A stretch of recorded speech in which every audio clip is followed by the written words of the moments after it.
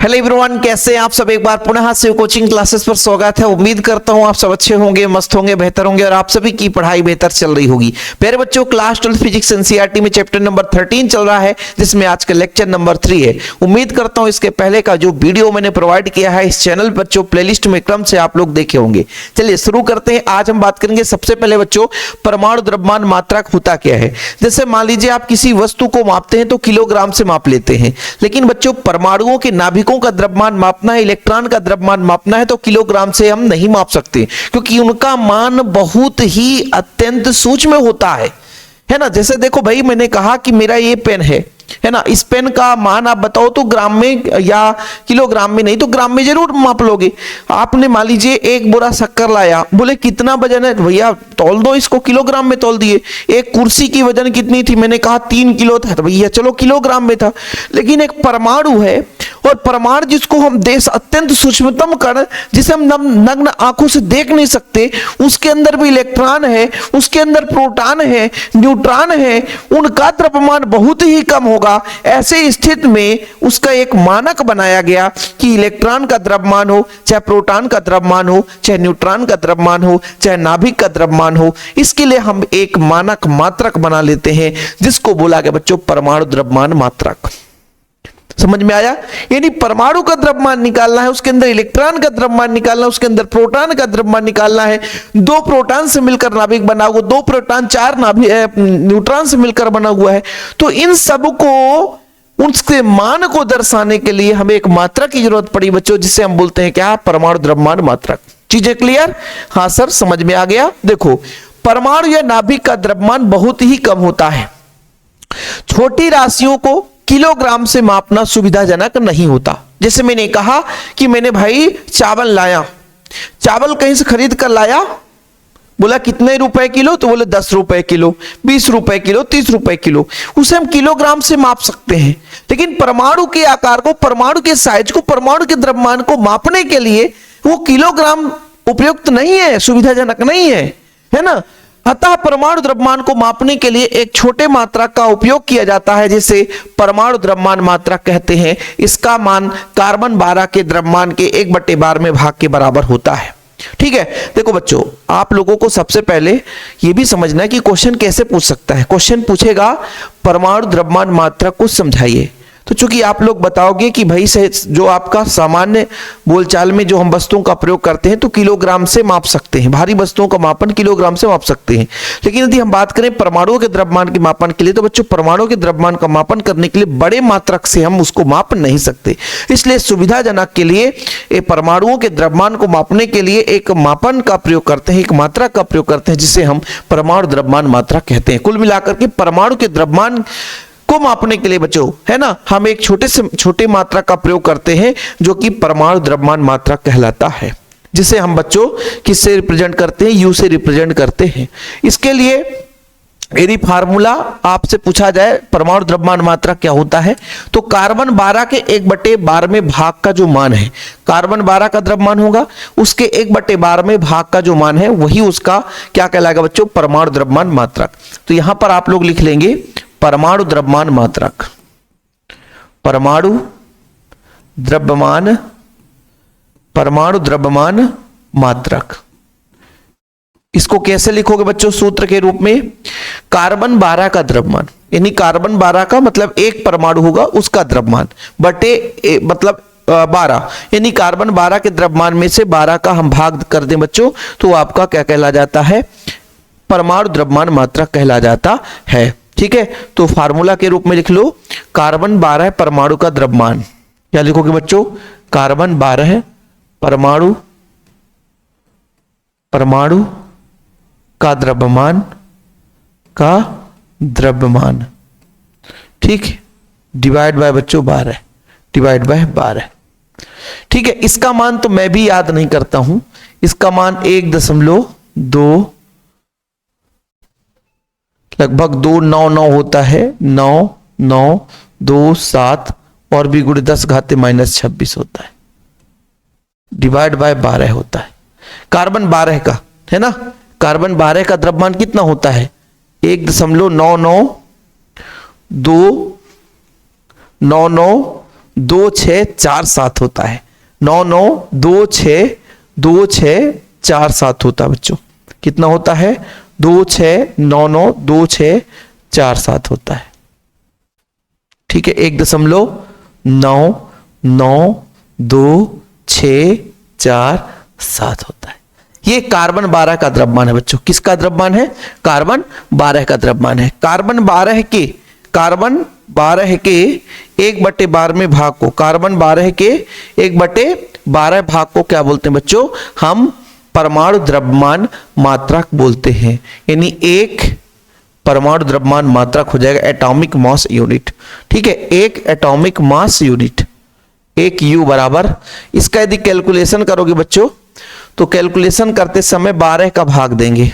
ठीक है, तो जैसे मैं कहता हूं कि इसको ऐसा थोड़ा सा अरेंजमेंट कर लेते हैं कि यहां पर 12 का भाग 1 से जाएगा नहीं, तो 19.9264 तो एक यहां पर, और हमने क्या किया बच्चों, यदि 10 का गुणा यहां किया है क्योंकि 1 दशमलव हमने खिसकाया है, तो यहां हो जाएगा -27 डिवाइड बाय 12। ठीक है, 12। अब भाग दोगे बच्चों तो भाग दे दो आप लोग, भाग में देखना देता हूं।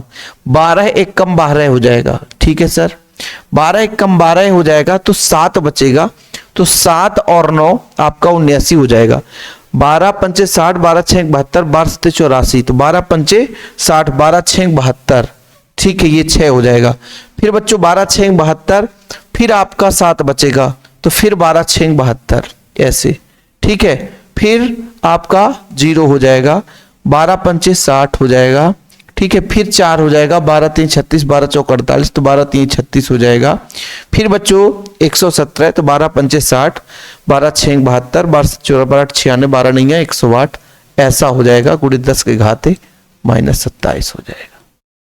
इतना मान होता है, मतलब एक एटॉमिक मास यूनिट का मान इतना होता है। आगे करते जाओगे एक लंबा चौड़ा मापन है, क्योंकि भाग में भैया एक लंबा चौड़ा कहानी आता जाता है। ठीक है, 5 3 9, हाँ हमने भाग भी सही दिया है। ठीक, ये किसके बराबर हो जाएगा बच्चों? किलोग्राम। इतना किलोग्राम होगा, यानी इतना का माइनस में इतना, तब बच्चों एक एटॉमिक मास यूनिट के बराबर होगा।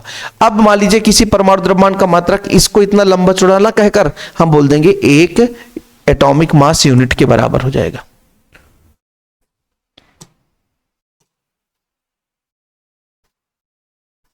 यू शुद्ध लिखते हैं और इधर केजी लिख देते हैं।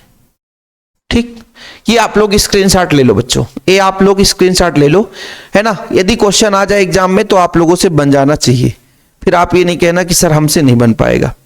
अब मैं यहां पे थोड़ा सा एटॉमिक मास यूनिट के आधार पर इलेक्ट्रॉन, प्रोटॉन, न्यूट्रॉन का द्रव्यमान बता देता हूं बच्चों, कि एक इलेक्ट्रॉन का द्रव्यमान, यानी इलेक्ट्रॉन का द्रव्यमान me हो जाएगा, प्रोटॉन का द्रव्यमान mp हो जाएगा, न्यूट्रॉन का द्रव्यमान man हो जाएगा। ठीक है, जो बच्चों एक इलेक्ट्रॉन का द्रव्यमान एटॉमिक मास यूनिट में हम बात करें तो 0.0005 एटॉमिक मास यूनिट के बराबर होता है। ठीक है, 55।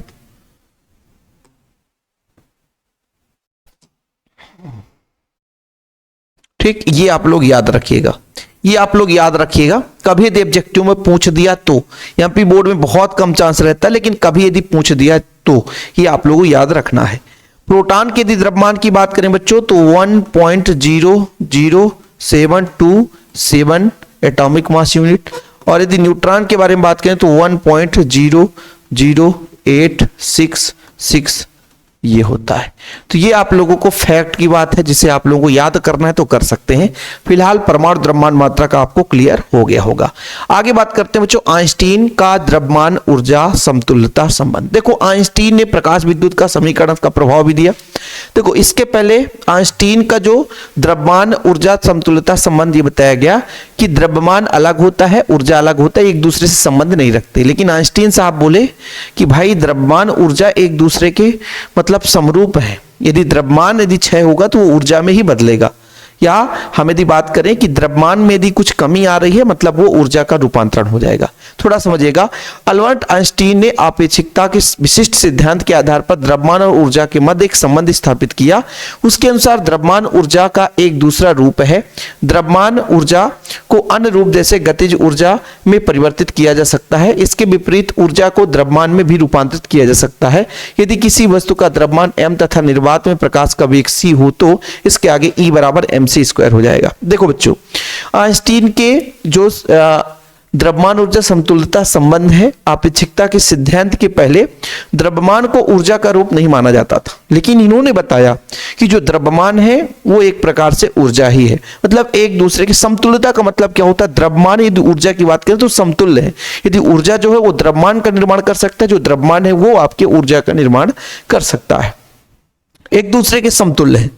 उन्होंने बताया कि यदि द्रव्यमान किसी प्रकार से किसी वस्तु का द्रव्यमान कम हो रहा है, इसका मतलब वो ऊर्जा लॉस कर रहा है, यानी वो ऊर्जा में रूपांतरित हो गया है। ठीक है, आगे चलकर देखो कि यदि प्रोटॉन के द्रव्यमान में कमी आई है मतलब वहां से प्रोटॉन निकल गया, इसका मतलब उसमें ऊर्जा थोड़ी कहीं ना कहीं विमोचित हो गया है, ऊर्जा वहां से निकल गया है। द्रव्यमान में कमी ही ऊर्जा को व्यक्त करता है कि इतनी ऊर्जा निकल गई है। ये किसने बताया बच्चों, आइंस्टीन का द्रव्यमान ऊर्जा समतुल्यता, जो कि आपेक्षिकता के विशिष्ट सिद्धांत में इन्होंने अच्छे तरीके से मोटे तौर पर बता दिया कि द्रव्यमान और ऊर्जा एक दूसरे के समतुल्य है। यदि द्रव्यमान में कमी आ रही इसका मतलब वो ऊर्जा रूप में रूपांतरित हो गया होगा। ठीक है, ये आपका 2 नंबर में क्वेश्चन बन सकता है कि आइंस्टीन के द्रव्यमान ऊर्जा समतुल्यता संबंध को समझाइए। तो आप लोग सिंपल तरीके से बता सकते हो कि अल्बर्ट आइंस्टीन ने आपेक्षिकता के विशिष्ट सिद्धांत के आधार पर द्रव्यमान और ऊर्जा के मध्य एक संबंध स्थापित किया। उन्होंने क्या संबंध बताया कि जो द्रव्यमान है ऊर्जा का ही रूप है, द्रव्यमान जो है ऊर्जा का ही रूप है, या ऊर्जा द्रव्यमान का रूप है, एक दूसरे के पूरक है। द्रव्यमान ऊर्जा को ऊर्जा के अन्य रूप जैसे गतिज ऊर्जा आदि में परिवर्तित किया जा सकता है। इसके विपरीत जो ऊर्जा है उसको द्रव्यमान में भी रूपांतरित कर सकते हैं। ठीक है, यही उनका किनका, आइंस्टीन का कौन सा, द्रव्यमान ऊर्जा समतुल्यता संबंध है। अच्छा, उन्होंने संबंध में क्या बताया कि जो ऊर्जा जो है बच्चों वो किस पर डिपेंड करता है, m यानी द्रव्यमान पर और प्रकाश के वेग पर। ये उन्होंने संबंध बताया। ठीक है, अब ऐसा क्यों, क्योंकि किसी वस्तु से जो ऊर्जा का मान निकलेगा वो उसके द्रव्यमान पर निर्भर करेगा, सीधा सीधा द्रव्यमान पर निर्भर करेगा। इसलिए तो बोला कि यदि बात करते हैं कि किसी भी परमाणु के द्रव्यमान में कमी आ रही है, इसका मतलब वो कहीं ना कहीं ऊर्जा के रूप में वो विमोचित किया है, यानी वहां से ऊर्जा निकला होगा। ठीक है, अब द्रव्यमान कैसे कमी, एक प्रोटॉन निकल गया उसका द्रव्यमान रहता है, एक न्यूट्रॉन निकल गया उसका भी द्रव्यमान होता है। यदि आपका एक इलेक्ट्रॉन निकल गया, प्रोटॉन न्यूट्रॉन कुछ भी निकलेगा, सबका द्रव्यमान होता है, सबका द्रव्यमान होता है। ओके, अब यदि मैं कह देता हूं कि 1 किलोग्राम, ठीक है, m बराबर क्या है, 1 किलोग्राम, 1 किलोग्राम की ऊर्जा कितनी होगी, 1 किलोग्राम कोई वस्तु है, द्रव्यमान है, तो उसकी ऊर्जा कितनी हो जाएगी, E बराबर हो जाएगा 1 गुणे C का मान कितना होता है, C का मान कितना होता है बच्चों, प्रकाश का वेग 3 गुणे 10 घाते 8 मीटर पर सेकेंड, यही तो होता है। ठीक, स्क्वायर हो जाएगा, तो E ऊर्जा है, 3 त्रिकाई 9 और 10 घाते 8 2 बार तो 16 हो जाएगा। ठीक है, ऊर्जा है बच्चों, तो ये इलेक्ट्रॉन वोल्ट के रूप में हो जाएगा। ये आपका 1 किलोग्राम कोई वस्तु है वो कितना ऊर्जा मुक्त कर सकता है, वो आइंस्टीन के आधार पर कितना मुक्त कर सकता है, 9 गुणे 10 घाते 16 इलेक्ट्रॉन वोल्ट। हला ऊर्जा की SI मात्रक जूल होता है, तो यहां पर बच्चों आप लोग जूल लिख लेना, कितना जूल, ये आप लोग इतना लिख लेना बस। यदि आइंस्टीन का द्रव्यमान ऊर्जा समतुल्यता संबंध आया तो आप लोग इतना लिख दोगे बच्चों, तो आपको नंबर मिल जाए। देखो बोर्ड एग्जाम को टारगेट में रख रहे हैं तो हम उतना ही आपको बताएंगे जितना कि बोर्ड एग्जाम में काम आ जाए। एक्स्ट्रा लंबा चौड़ा बिल्कुल हम कहानी को नहीं बढ़ाएंगे बच्चों, क्योंकि बोरिंग ना लगे क्लास आपको। आगे बात करते हैं द्रव्यमान क्षति, मास डिफेक्ट। अब देखो आइंस्टीन का द्रव्यमान ऊर्जा तुल्यता संबंध से कई चीजें निष्कर्ष निकाले जा सकते हैं। जैसे द्रव्यमान क्षति है, उन्हीं के सिद्धांत के आधार पर निकला। कैसे, उन्होंने बताया कि यदि किसी वस्तु के द्रव्यमान की बात करें तो वो ऊर्जा के रूप में रूपांतरित हो सकता है, या कि ऊर्जा जो है वो द्रव्यमान के रूप में रूपांतरित हो सकता है। जो आपका बच्चों द्रव्यमान है वो एक ही प्रकार की ऊर्जा नहीं बल्कि गतिज ऊर्जा में भी रूपांतरित हो सकता है। अब द्रव्यमान क्षति कैसे होती, बढ़िया गौर से समझिएगा। मान लीजिए कोई परमाणु है, क्या बच्चों, परमाणु है, देखना थोड़ा समझने की कोशिश करिएगा। कोई परमाणु है आपके पास और परमाणु में से कोई परमाणु है, परमाणु के नाभिक में से कोई प्रोटॉन निकल गया, कोई प्रोटॉन निकल गया, कोई प्रोटॉन निकल गया या कोई न्यूट्रॉन ही निकल गया, कोई प्रोटॉन निकल गया, न्यूट्रॉन निकल गया, मतलब इसके द्रव्यमान में कुछ ना कुछ कमी आई होगी, इसके द्रव्यमान में कुछ ना कुछ कमी आई होगी। वो किस रूप में रूपांतरित हो गया होगा बच्चों, ऊर्जा के रूप में रूपांतरित हो गया होगा। और यही जो ऊर्जा है जो इस परमाणु से निकला है वही उसके द्रव्यमान क्षति को रिप्रेजेंट करता है। देखो बच्चों, किसी परमाणु के नाभिक में प्रोटॉन न्यूट्रॉन पाए जाते हैं, ठीक है सर, प्रोटॉन या न्यूट्रॉन पाया जाता है, जिससे न्यूक्लियन कहते हैं। नहीं, एक प्रोटॉन और एक न्यूट्रॉन को मिला दें तो न्यूक्लियन हो जाता है, ठीक। यह पाया जाता है कि नाभिक का वास्तविक द्रव्यमान उसके घटक न्यूक्लियनों के द्रव्यमान के योग से सदैव कम होता है। जैसे यदि कोई परमाणु है बच्चों, उसके नाभिक का द्रव्यमान निकालते हैं तो द्रव्यमान उसका हम देखते हैं कि m आया, मान लीजिए, लेकिन जब इनका हम द्रव्यमान काउंट कर लेते हैं, प्रोटॉन न्यूट्रॉन, टोटल प्रोटॉन और टोटल न्यूट्रॉन का द्रव्यमान काउंट करते हैं तो उसका द्रव्यमान मान लीजिए m2 आया, और दोनों का डिफरेंस देखते हैं बच्चों तो कुछ ना कुछ डिफरेंस रहता है, कुछ ना कुछ डिफरेंस रहता है। इसका मतलब यदि हम इनका योग करते हैं तो इनका द्रव्यमान अधिक आता है और इसका द्रव्यमान थोड़ा सा वास्तविक द्रव्यमान से कम नजर आता है। जब हम देखते हैं कि प्रोटॉन टोटल प्रोटॉन है तो उनकी टोटल कितना द्रव्यमान है, क्योंकि एक प्रोटॉन का द्रव्यमान हमने अभी निकाल कर बताया था कि एक प्रोटॉन का द्रव्यमान कितना होता है बच्चों, यहां पे आपको बताया कि एक प्रोटॉन का द्रव्यमान 1.00729 है। 10 प्रोटॉन है उसके अंतर्गत तो 10 का मल्टीप्लाई कर लिए, 10 न्यूट्रॉन है तो 10 का मल्टीप्लाई इससे कर लिए, दोनों को जोड़ दिए, और टोटल जब टोटल गणना किए तो नाभिक का द्रव्यमान, यदि हम एक्चुअल में नाभिक का द्रव्यमान देखें तो कुछ कम आ रहा है। इसका मतलब कुछ प्रोटॉन या कुछ न्यूट्रॉन की क्षति हुई है, वही जो क्षति होने के कारण ऊर्जा में कमी आई है वही बच्चों द्रव्यमान क्षति कहलाएगी। क्या कहलाएगी, द्रव्यमान क्षति कहलाएगी। समझने की कोशिश करिएगा कि कोई भी परमाणु है बच्चों, उसके अंदर नाभिक तो होगा, हाँ सर, नाभिक में प्रोटॉन न्यूट्रॉन भी होगा, बिल्कुल सर। तो यदि हम उस नाभिक का द्रव्यमान देखें और प्रोटॉन और न्यूट्रॉन का द्रव्यमान अलग अलग काउंट करके योग करके देखें तो डिफरेंस पाया जाता है, और वही डिफरेंस बच्चों द्रव्यमान में क्षति कहलाता है। समझ में आई बात, क्या बोले, समझो। देखो बच्चों, किसी परमाणु के नाभिक में प्रोटॉन न्यूट्रॉन पाए जाते हैं, न्यूक्लियन जिसे कहा जाता है, क्योंकि प्रोटॉन न्यूट्रॉन सम्मिलित रूप न्यूक्लियन कहलाता है। यह पाया जाता है कि नाभिक का वास्तविक द्रव्यमान, देखो ना, वास्तविक द्रव्यमान, ठीक है, उनके घटक का मतलब बच्चों न्यूक्लियन यानी प्रोटॉन न्यूट्रॉन के द्रव्यमान की योग से सदैव कम होता है। यानी वास्तविक द्रव्यमान जो होता है वो जितने प्रोटॉन और न्यूट्रॉन होने चाहिए उनके द्रव्यमान से कम होता है, ठीक है। अच्छा, यही जो अंतर है, यानी जो प्रोटॉन न्यूट्रॉन का द्रव्यमान है, न्यूक्लियन का द्रव्यमान है, और वास्तविक द्रव्यमान का जो अंतर है बच्चों, वही द्रव्यमान क्षति कहलाता है, द्रव्यमान की हानि कहलाती है, द्रव्यमान का नुकसान कहलाएगा। इस प्रकार किसी नाभिक के द्रव्यमान और उसके घटकों के द्रव्यमान के अंतर को हम उसकी द्रव्यमान क्षति कहते हैं, द्रव्यमान में हानि कहते हैं बच्चों। समझ में आया? यानी वास्तविक रूप से यदि वास्तविक द्रव्यमान और उनके घटकों के द्रव्यमान में जो अंतर होगा वही उसकी द्रव्यमान क्षति कहलाती है। जैसे मैं कहता हूं, मैं क्या कहूंगा भाई, मान के चलता हूं, द्रव्यमान संख्या और परमाणु द्रव्यमान, नाभिक का द्रव्यमान अलग अलग होता है बच्चों, ध्यान रखना। द्रव्यमान संख्या को ए से रिप्रेजेंट करते हैं, लेकिन यदि हम जिसे हम भार बोलते हैं, लेकिन हम नाभिक का द्रव्यमान मान के चलते हैं, माना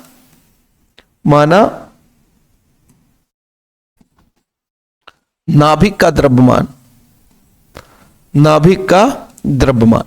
नाभिक का द्रव्यमान कितना ले ले बच्चों, नाभिक का वास्तविक द्रव्यमान कैपिटल एम है, कितना है, कैपिटल एम है। द्रव्यमान संख्या कितना है, द्रव्यमान संख्या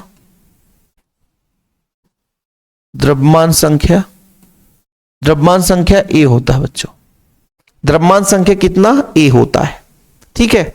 ये चीज क्लियर हो गया, द्रव्यमान संख्या ए हो गया। तो यदि बात करें न्यूट्रॉन की संख्या कितनी हो जाएगी, न्यूट्रॉन की संख्या, तो बोलोगे सर न्यूट्रॉन की जो संख्या होगी, जो न्यूट्रॉन की संख्या होगी वो आपके द्रव्यमान संख्या में प्रोटॉन को घटाने से प्राप्त होगी, प्रोटॉन की संख्या को घटाने से प्राप्त होगी, प्रोटॉन की संख्या को घटाने से प्राप्त होगी बच्चों, है ना। यानी जो आपका डेल्टा एम है द्रव्यमान क्षति, वो किसके बराबर होगा, वो वास्तविक द्रव्यमान और न्यूक्लियनों के द्रव्यमान के अंतर के बराबर होगा। वो वास्तविक द्रव्यमान और न्यूक्लियनों के द्रव्यमान के अंतर के बराबर होगा। 1 मिनट प्यारे बच्चों।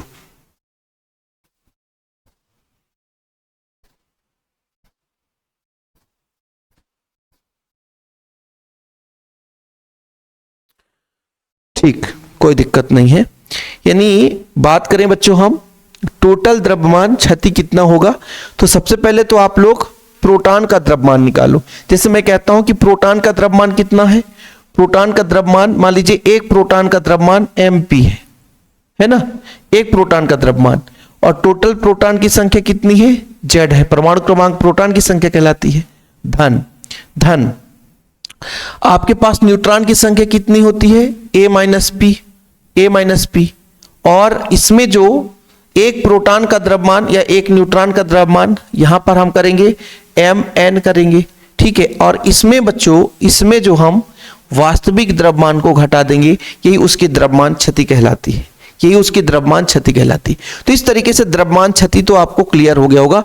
द्रव्यमान क्षति है क्या, ये आपका ZMP, Z मतलब प्रोटॉन की संख्या, या यहां P की जगह आप Z भी लिख सकते हो, P की जगह Z भी लिख सकते हो। नहीं बोलो सर एक जगह Z एक जगह P, ऐसे कैसे हो सकता है, नहीं तो आप लोग परेशान हो जाओ, आप लोग परेशान हो जाओगे, सर एक जगह Z एक जगह P ऐसे कैसे हो सकते हो। Z प्रोटॉन की संख्या है, तो यदि हम परमाणु भार या द्रव्यमान संख्या में क्या घटा दें बच्चों, घटा क्या दें, हम प्रोटॉन की संख्या घटा देते हैं, न्यूट्रॉन की संख्या है, न्यूट्रॉन के द्रव्यमान से मल्टीप्लाई करेंगे, mp मतलब प्रोटॉन के द्रव्यमान से मल्टीप्लाई करेंगे और टोटल द्रव्यमान निकालेंगे और वास्तविक द्रव्यमान में घटाएंगे, तो जो मान आएगा वही उसकी द्रव्यमान क्षति कहलाती है।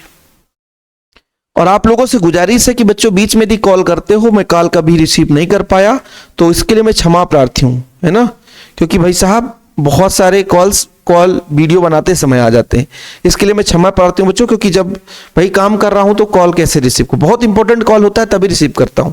और आप लोगों से गुजारिश है कि भाई यदि जिन बच्चों ने अभी तक नोट्स नहीं लिया तो नोट्स जरूर ले लें, क्योंकि नोट्स के लिए आपको मात्र 100 रुपए लगते हैं बच्चों। प्रॉपर रूप से ऑल चैप्टर की नोट्स दी जाती है, प्रॉपर रूप से ऑल चैप्टर की नोट्स दी जाती है। जिन बच्चों को नोट्स लेना है तो कॉन्टेक्ट जरूर करें 96 85 29 91 49 9685299149 मेरा पर्सनल नंबर है, 96 85 29 91 49। चलिए अब बात करते हैं बच्चों यहाँ पे नाभिकीय बंधन ऊर्जा क्या है। नाभिकीय बंधन ऊर्जा, नाभिक के अंदर प्रोटॉन भी है न्यूट्रॉन भी है, ये तो सबको पता है। अब प्यारे बच्चों ये आपका नाभिक है, नाभिक के अंदर आपका क्या क्या है, प्रोटॉन और न्यूट्रॉन है। ये एक दूसरे को बांध कर रखे, नहीं तो छोड़ देते स्वतंत्र तो भाग जाते। बांध कर रखें कि नहीं रखे हैं, थोड़ा समझने की कोशिश करिएगा। इसके अंदर ये बांध रहा है, इस एक दूसरे को क्या कर रहा है बच्चों, एक दूसरे को कहीं ना कहीं है ना बांध कर रखे हुए, नहीं तो फिर प्रोटॉन को बांध कर रखा हुआ है। तो इसके लिए भी कुछ ना कुछ एनर्जी लगा होगा, कुछ ना कुछ खोया होगा, समझने की कोशिश करिएगा। जब कई न्यूक्लियन यानी प्रोटॉन, भाई एक न्यूक्लियन मतलब प्रोटॉन और न्यूट्रॉन का जो एक न्यूक्लियन, कई न्यूक्लियन मिलकर के नाभिक का निर्माण करते हैं, नहीं कई प्रोटॉन कई न्यूट्रॉन मिलते हैं। भाई एक प्रोटॉन और एक न्यूट्रॉन, ये सम्मिलित रूप आपका न्यूक्लियन कहलाता है। कई न्यूक्लियन मिलकर के नाभिक का निर्माण करते हैं। अब इन न्यूक्लियनों में तो नाभिक का द्रव्यमान सदैव न्यूक्लियनों के द्रव्यमान के योग से कम होता है, ये तो पहले आपने पढ़ लिया कि इस जो नाभिक का वास्तविक द्रव्यमान होता है, इनका टोटल जो द्रव्यमान होगा उसके द्रव्यमान से कम होगा, है ना। ऐसा क्यों हुआ, द्रव्यमान की यह क्षति संबंध E बराबर mc² के अनुसार ऊर्जा के रूप में रूपांतरित हो जाता है। इस ऊर्जा को नाभिकीय बंधन ऊर्जा कहते हैं।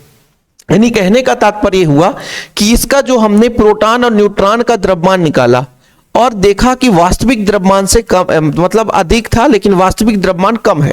देखो भाई प्रोटॉन, टोटल प्रोटॉन कितने, टोटल न्यूट्रॉन कितने, उसके आधार पर उसका द्रव्यमान निकाला, लेकिन वास्तविक रूप से गणना किया तो भाई वास्तविक रूप से गणना करने पर यह पता चला कि इसका द्रव्यमान कम आ रहा है। ऐसा क्यों, क्योंकि वो बांधने में कुछ ऊर्जा खपत कर दिए हैं, है ना। जब वो भाई उसके पास कुछ ना कुछ द्रव्यमान था लेकिन कुछ द्रव्यमान को खपत कर दे, क्यों, क्योंकि वो जो ऊर्जा है इनको बांधने में लगा होगा ना। मैं ये कह रहा हूं कि भाई द्रव्यमान ही ऊर्जा है, ऊर्जा ही द्रव्यमान है, द्रव्यमान ही ऊर्जा है, ऊर्जा ही द्रव्यमान है। ये तो आइंस्टीन ने बता दिया, द्रव्यमान ही ऊर्जा है, ऊर्जा ही द्रव्यमान है। तो जब हम प्रोटॉन और न्यूट्रॉन का टोटल द्रव्यमान निकालते हैं और जब वास्तविक निकालते हैं भाई तो कम आता है। वास्तविक निकाले कम आया, मतलब कुछ ना कुछ द्रव्यमान कम हो गया, वो द्रव्यमान ऊर्जा के रूप में निकल गया होगा। और ऊर्जा खपत कहां हुई? वो ऊर्जा इनको बांधने में खपत हो गई। ठीक है बच्चों, तो इस प्रकार जब कुछ न्यूट्रॉन प्रोटॉन मिलकर नाभिक का निर्माण करते हैं तो द्रव्यमान क्षति के संगत जो ऊर्जा होती है वही नाभिकीय बंधन ऊर्जा होती है। यानी जितनी द्रव्यमान क्षति हुई है वो जो ऊर्जा में रूपांतरित हुई है वही उसकी नाभिकीय बंधन ऊर्जा हो गई। मतलब नाभिक को बांधने में कुछ ना कुछ एनर्जी वहां पे चला गया। अब यहां पे निष्कर्ष निकला कि ये द्रव्यमान आखिर कम क्यों हो रहा। मैं कहा कि भैया एक में 11 प्रोटॉन है और 10 न्यूट्रॉन है, मान के चलो, तो 11 प्रोटॉनों का द्रव्यमान और 10 न्यूट्रॉनों का द्रव्यमान निकालकर योग किया और जब देखा कि भाई ये नाभिक बना है 11 और 10 से ही, लेकिन द्रव्यमान कम आ रहा है, तो बाद में दिमाग लगाए द्रव्यमान कम आ रहा है तो नाभिक को बांधने में भी कुछ ना कुछ एनर्जी लगा होगा कि प्रोटॉन न्यूट्रॉन के साथ जुड़े रहे, नहीं तो मार दे धक्का, भाई दोस्ती में कोई फायदा नहीं है, हम दूसरा दोस्त बना लेंगे, हम दूसरे के साथ जाकर जुड़ जाएंगे। तो नाभिक में प्रोटॉन न्यूट्रॉन भाई न्यूक्लियन है, कई न्यूक्लियन आपस में बने हुए, प्रोटॉन न्यूट्रॉन का सम्मिलित कई न्यूक्लियन से नाभिक बना हुआ है, तो न्यूक्लियनों के बीच में भी तो कुछ ना कुछ एनर्जी लॉस हुई होगी बंधन होने के लिए। वही ऊर्जा जो क्षति हुआ वही बंधन ऊर्जा कहलाता है। मजा आ गया सर चौचक तरीके से, कोई कठिन नहीं है भाई, स्क्रीनशॉट ले लिया करो। छोटी मोटी चीजें कुछ लेक्चर्स में कुछ नोट्स में भी आपको मिल जाते हैं तो भटकने की जरूरत नहीं पड़ती है। ठीक है, जब कई न्यूक्लियन क्या करते हैं मिलकर नाभिक का निर्माण करते हैं, क्या करते हैं नाभिक का निर्माण करते हैं, तो नाभिक का द्रव्यमान सदैव न्यूक्लियन के द्रव्यमान से कम होता है। ठीक है, वास्तविक द्रव्यमान जो है उनके न्यूक्लियनों के योग से कम होता है। इससे द्रव्यमान में क्षति कितनी हुई है E बराबर mc के स्क्वायर से निकाल सकते हैं कि m कितना क्षति हुआ है, c का मान 3 × 10⁻8 मीटर पर सेकंड के हिसाब से गुणा करेंगे तो ऊर्जा निकल कर आ जाएगा।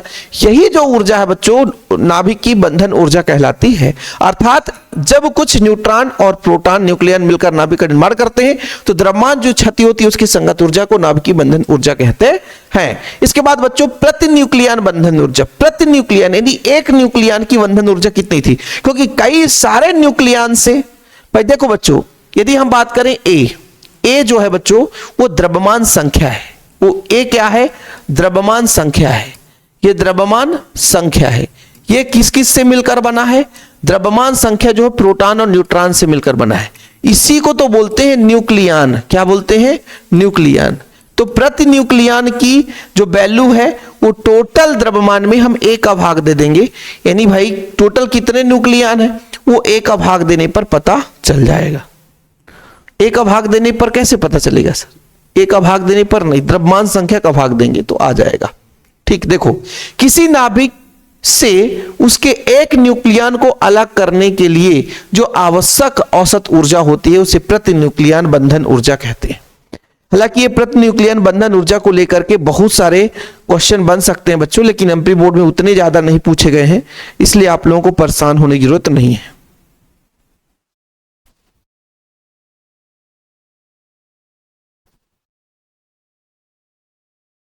ठीक है, चलिए तो बोला क्या गया, किसी नाभिक से एक न्यूक्लियन को अलग करना है, एक न्यूक्लियन को अलग करना है। ठीक है, एक न्यूक्लियन को अलग करना है तो कितना बंधन ऊर्जा लगेगा बच्चों, वो उसका प्रति न्यूक्लियन बंधन ऊर्जा कहलाता है। इसका एक फार्मूला आप लोग लिख लो, इसके बाद अपन क्लास को यहां पे समाप्त करेंगे, है ना। प्रति न्यूक्लियन बंधन ऊर्जा तो टोटल बंधन ऊर्जा और कुल न्यूक्लियनों की संख्या, कुल न्यूक्लियनों की संख्या। ठीक है बच्चों, कुल न्यूक्लियन यानी प्रोटॉन और न्यूट्रॉन का योग। तो यदि मैं यहां पे लिख दूं प्रति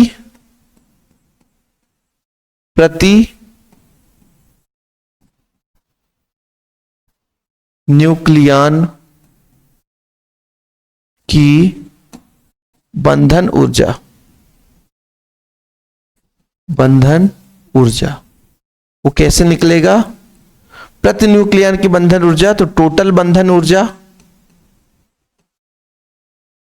टोटल बंधन ऊर्जा कितनी है, और नीचे बच्चों न्यूक्लियन की संख्या या द्रव्यमान, द्रव्यमान संख्या।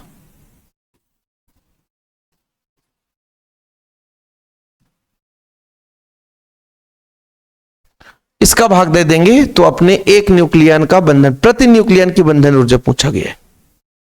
ठीक है, तो इस तरीके से आज का क्लास अपन यहीं पे खत्म करेंगे। यदि 2 नंबर में ऐसा क्वेश्चन आया तो आपसे बन जाना चाहिए।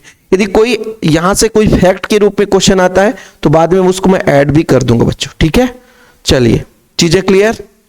उम्मीद करता हूं चीजें क्लियर हो गई होगी। आज की क्लास को यहीं पे समाप्त करते हैं और जल्दी हमारा चैप्टर खत्म हो जाएगा। फिर अगला चैप्टर, एक चैप्टर और बचेगा, बाद में प्लेलिस्ट में ऐड कर देंगे। जो बच्चा यदि बाद में वीडियो देख रहा तो आप लोगों को भटकना नहीं है, बस शिव कोचिंग क्लासेस में जाना है, प्लेलिस्ट में क्रम से वीडियो लेक्चर देखना और तैयारी करना। फिलहाल अभी के लिए इतना ही बच्चों। जय हिंद, वंदे मातरम।